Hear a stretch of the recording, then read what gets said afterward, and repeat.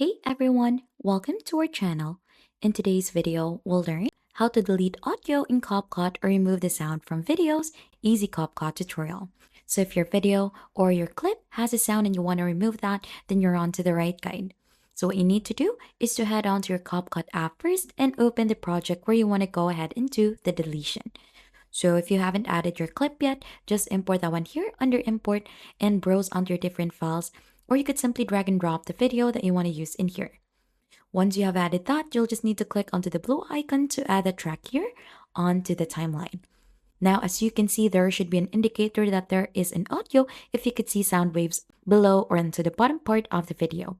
To remove that, right click onto the video in here, and right after you should be able to find an option to extract the audio.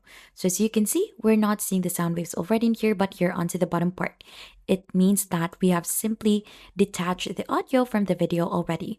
To remove this completely, click onto the video in here and click onto the delete button in here to remove this completely. And that is how easy you delete an audio in CapCut.